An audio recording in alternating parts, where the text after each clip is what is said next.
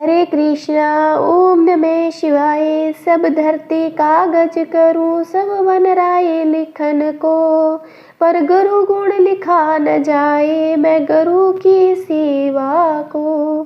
कबीरदास जी कहते हैं, अगर सारी धरती कागज हो जाए, सारे वन शाही बन जाए, तब भी गुरु के गुणों को लिखा नहीं जा सकता। बस गुरु की सेवा मिलती रहनी चाहिए। तो आज हम करेंगे बृहस्पतिवार की व्रत कथा। तो प्राचीन काल में एक बहुत निर्धन ब्राह्मण था। उसकी कोई संतान नहीं थी। वह नित्य पूजा पाठ करता था, परंतु उसकी स्त्री बहुत ही मलिनता के साथ रहती थी। वह न स्नान करती, न किसी देवता का पूजन करती। प्रातः काल उठते ही सर्वप्रथम भोजन करती, बाद में कोई अन्य कार्य करती। ब्राह्मण देवता बहुत दुखी रहते थे। पत्नी को बहुत समझाते हुए, किंतु उसका कोई परिणाम न निकलता। भगवान की अनुकंपा से एक समय उस ब्राह्मण की पत्नी गर्भवती हुई और 10वें महीने एक सुंदर कन्या को जन्म दिया। निर्धन ब्राह्मण कन्या के जन्म से बहुत दुखी हुआ। धीरे धीरे ब्राह्मण की कन्या बड़ी होने लगी। बचपन से ही उस कन्या की रुचि भगवान विष्णु की पूजा में थी। वह प्रातः उठते ही स्नान आदि करके भगवान विष्णु की पूजा करने में मंदिर में बैठ जाती थी। बृहस्पतिवार को व्रत करके विधिवत पूजा पाठ करती थी।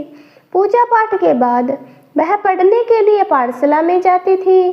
घर से चलते हुए वह मुट्ठी भर जौ साथ लेकर जाती और पाठशाला के रास्ते में थोड़े थोड़े जौ गिराती जाती थी। जब वह पाठशाला से घर लौटती तो जौ के वह दाने सोने में बदले हुए मिलते थे। लड़की सभी सोने के दाने बीन लाती थी। एक दिन जब वह सोने के दानों को साफ कर रही थी तो उसकी माँ ने कहा, बेटी, सोने के दाने साफ करने के लिए सोने का सूप भी होना चाहिए। अगले दिन बृहस्पतिवार था। उसने भगवान बृहस्पति देव की पूजा करते हुए प्रार्थना की, हे भगवान, यदि मैंने आपका व्रत विधिवत किया हो तो मुझे सोने का सूप दे दो। भगवान बृहस्पति देव ने उसकी सभी मनोकामनाएं पूरी करने का वचन दिया। पाठशाला से लौटते समय उसे रास्ते में सोने का सूप पड़ा हुआ मिला। घर लौटकर सोने का सूप अपनी माँ को दिखाकर वह सोने के सूप में साफ करने लगी। उसी समय नगर का राजकुमार उसके घर के पास से गुजरा।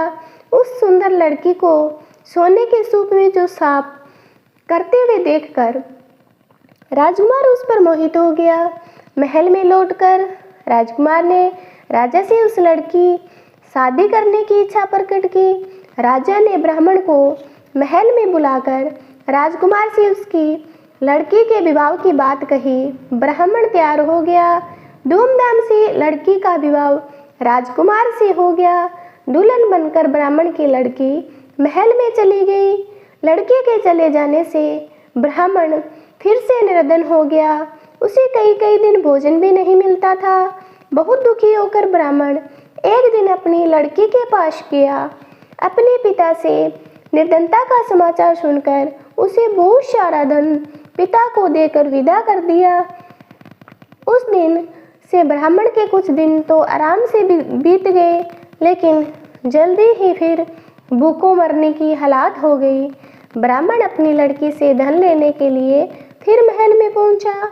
लड़की ने पिता की बुरी हालत देखकर कहा, पिताजी, आखिर आप कब तक मुझसे धन लेकर जीवन यापन करेंगे?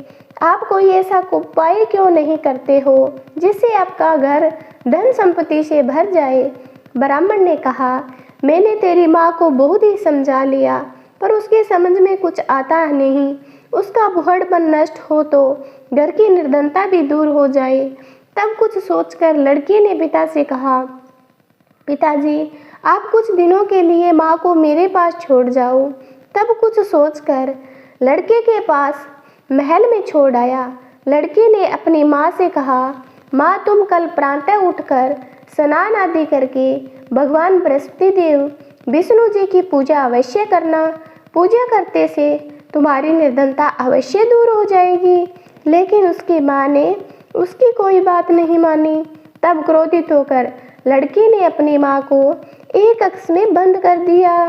सूर्योदय के समय माँ को उठाकर जबरदस्ती उसे स्नान कराया और फिर मंदिर में ले जाकर भगवान बृहस्पति देव की पूजा कराई। कुछ दिनों तक ऐसा करने से माँ की बुद्धि में परिवर्तन हुआ और वह सभी बृहस्पतिवार का व्रत रखने लगी। उसके व्रत रखने से ब्राह्मण के घर में भगवान विष्णु की अनुकंपा से धन की वर्षा होने लगी। दोनों पति पत्नी धन संपत्ति पाकर आनंद पूर्वक जीवन यापन करते हुए विष्णु धाम को चले गए। हे विष्णु महाराज लक्ष्मी नारायण, जिस प्रकार आपने ब्राह्मण की इच्छा पूरी की उसी प्रकार आप सभी की मनोकामनाएं पूर्ण करना। तो प्रेम से बोलिए विष्णु नारायण की जय। अब हम करेंगे आरती।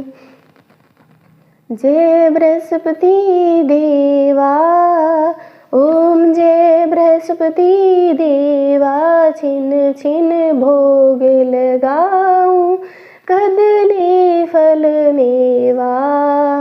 ओम जय बृहस्पति देवा, तुम पूर्ण परमात्मा, तुम अंतर्यामी, जगत पिता जगदीश्वर, तुम सबके स्वामी।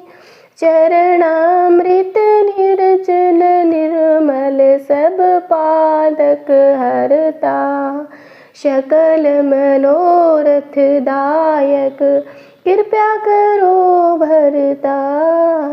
तन मन धन अर्पण कर जो जन शरण पड़े, प्रभु पर कट तब हो कर आकर द्वार खड़े।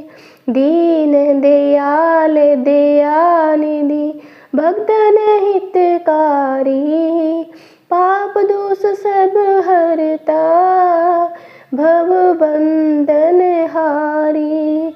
सकल मनोरथ दायक, सब संशय हारी।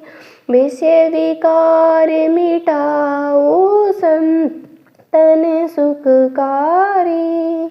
जो कोई आरती तेरी प्रेम सहित गावे, जठानंद आनंद सो निश्चय पावे। ओम जय बृहस्पति देवा, ओम जय बृहस्पति देवा, ओम जय बृहस्पति देवा। तो ये छोटी सी कथा और आरती कैसी लगी आपको? अच्छी लगी है तो चैनल को ज़रूर सब्सक्राइब करना, कमेंट करके बताना। जय माता दी।